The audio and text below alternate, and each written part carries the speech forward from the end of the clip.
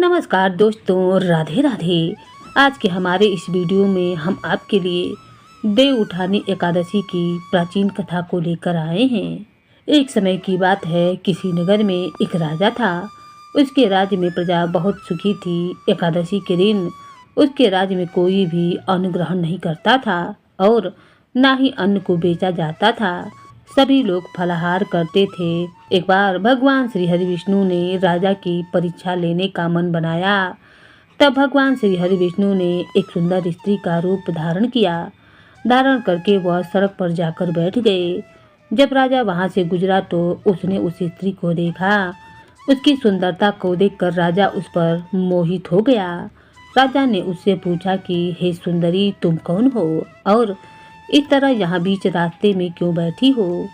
तब सुंदर स्त्री बने हुए भगवान श्री हरि विष्णु बोले, मैं बेसहारा स्त्री हूँ। इस दुनिया में मेरा कोई जानने वाला नहीं है। मैं किससे सहायता मांगू? राजा पहले ही उसके रूप पर मोहित हो चुका था, तो उसने उस सुंदर स्त्री से कहा, तुम मेरे साथ मेरे महल में चलो और मेरी रानी बनकर रहो। यह सुनकर वह सुंदर स्त्री बोली, मैं तुम्हारी बात मान लूंगी, परंतु तुम्हें इस राज्य का अधिकार मुझे सौंपना होगा। राज्य पर मेरा पूर्ण रूप से अधिकार होगा।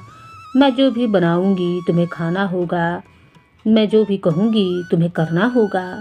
राजा उसकी रूप पर मोहित था, इसीलिए उसने उस परम सुंदरी स्त्री की सभी शर्तें स्वीकार कर ली और उसे सुंदर स्त्री को अपने महल में ले गया और उससे विवाह भी कर लिया। उसे रानी बना लिया। अगले ही दिन देव उठानी एकादशी थी।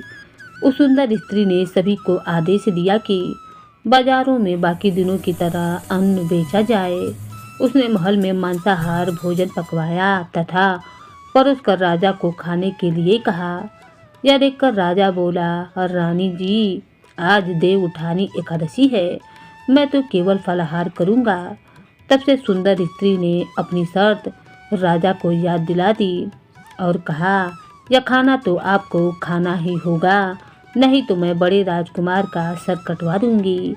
यह सुनकर राजा बड़ा ही दुखी हुआ और अपनी स्थिति पर, अपनी सोच पर बड़ी ही ग्लानि महसूस किया। उसने बड़ी रानी से जाकर यह बात कही। तब बड़ी रानी कहने लगी, महाराज, धर्म न छोड़ें, बड़े राजकुमार की बलि दे दें।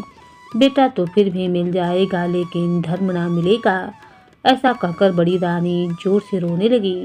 तभी अचानक बड़ा राजकुमार वहां पर आ पहुंचा। माता की आंखों में आंसू देखकर राजकुमार ने अपनी माँ से रोने का कारण पूछा।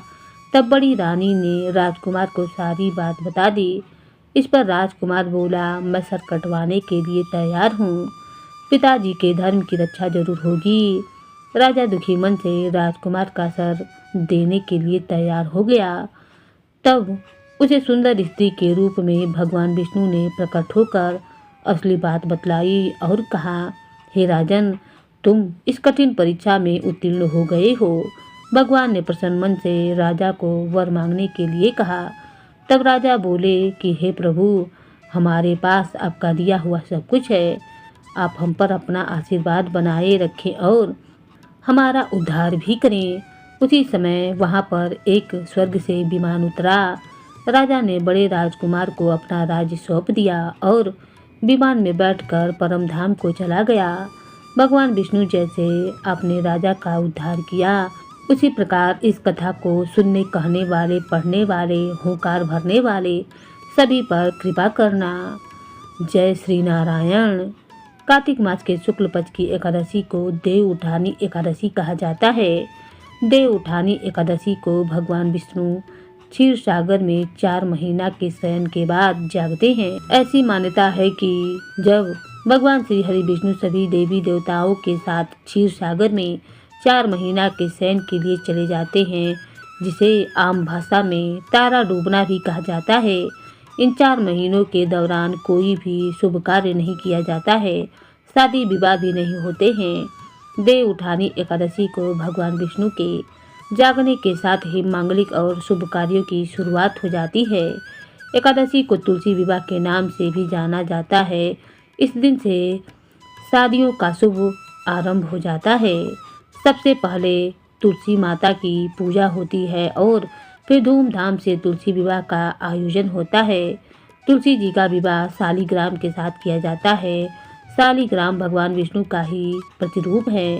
अगर किसी व्यक्ति के कन्या नहीं है तो वह तुलसी विवाह करके जीवन में एक कन्यादान का सुख प्राप्त कर सकता है। तुलसी पूजन के लिए सुबह जल्दी उठकर नहा धोकर तुलसी जी को जल चढ़ाना चाहिए। इसके पश्चात तुलसी जी को लाल ओढ़नी, सिंदूर और हल्दी चढ़ाने चाहिए।